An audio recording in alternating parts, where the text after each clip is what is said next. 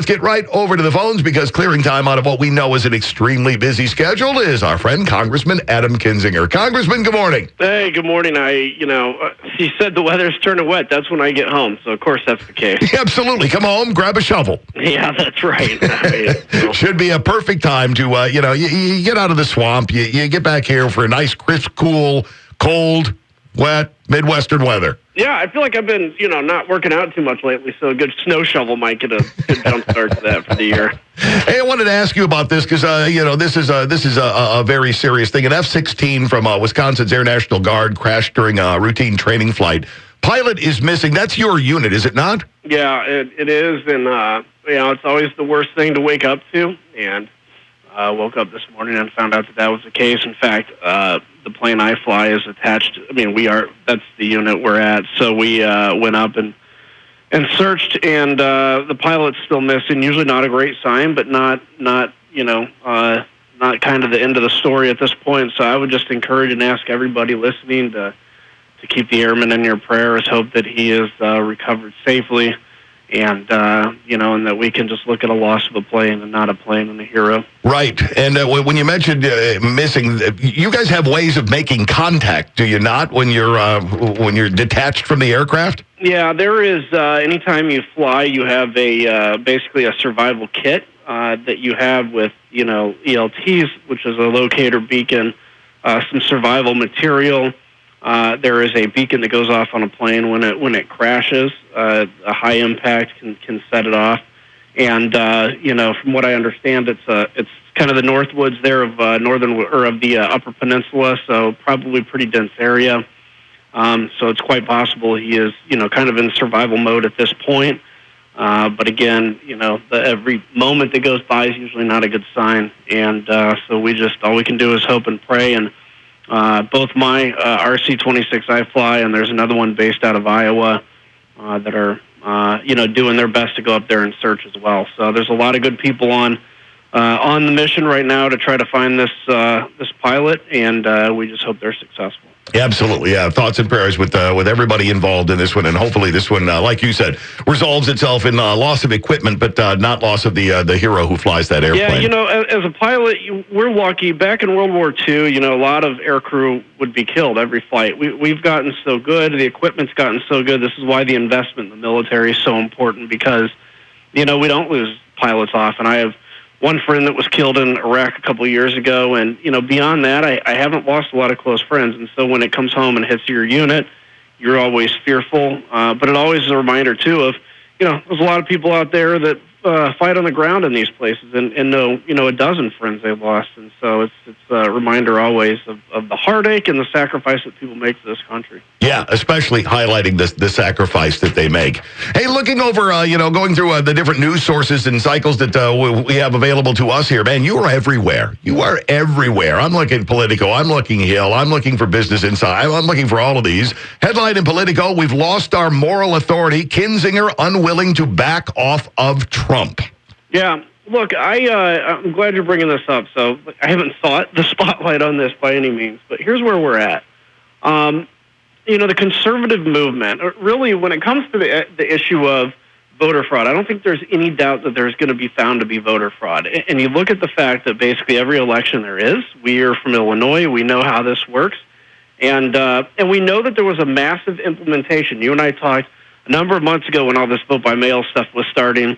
When you implement something at such a large scale, it's going to lead to some uncertainty and potential voter fraud. So that's not the question. And I think every instance of actual voter fraud needs to be prosecuted to the highest extent possible. It disenfranchises people.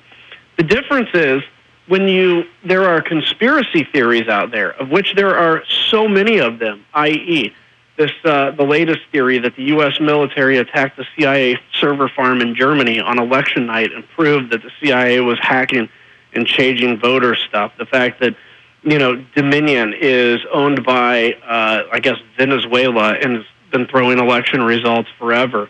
A lot of this stuff is pure misinformation and being retweeted by the president. And I got to tell you, it's not, look, what I say is not going to change the outcome of a presidential election. That is going to be on Trump and his legal team, and evidently now it's going to culminate in the Supreme Court, and we'll know soon.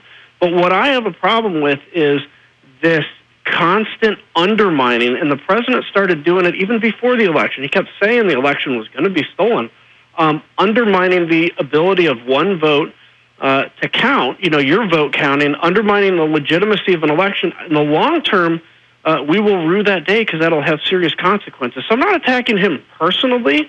I'm not actually attacking him. I'm just saying we cannot keep undermining the election system because, quite honestly, it's just detrimental in the long term.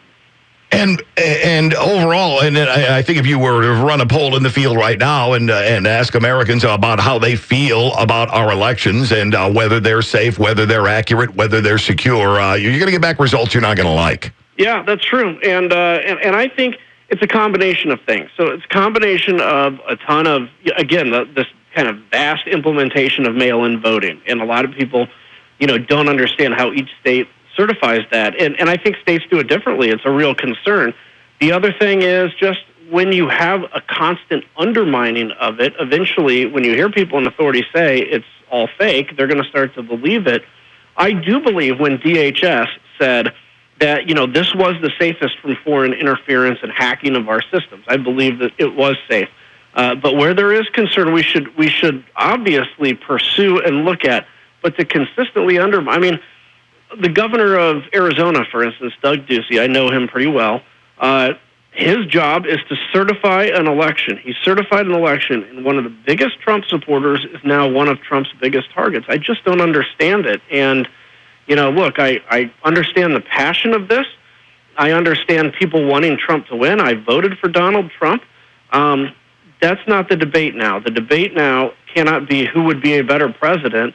The debate has got to be how do we move ahead, pursue voter fraud where it exists. But quite honestly, if you look at the numbers right now, that is beyond massive voter fraud to have turned the election that number. And there has not been proof yet that has been the case. All right. So, yeah, if you're seeing Congressman Kinzinger's name all over the place, make sure you read what's involved in it. Yeah. Go beyond the headline because, there's an agenda at work in headlines all over the place.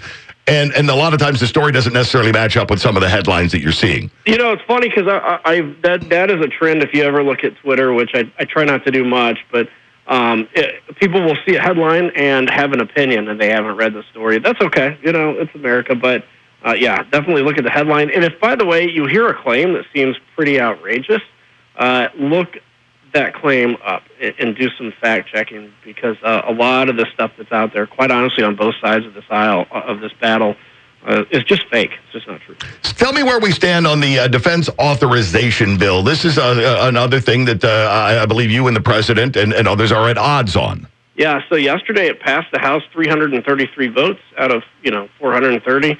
So I think like 3/4 of Republicans voted for this. Same with Democrats.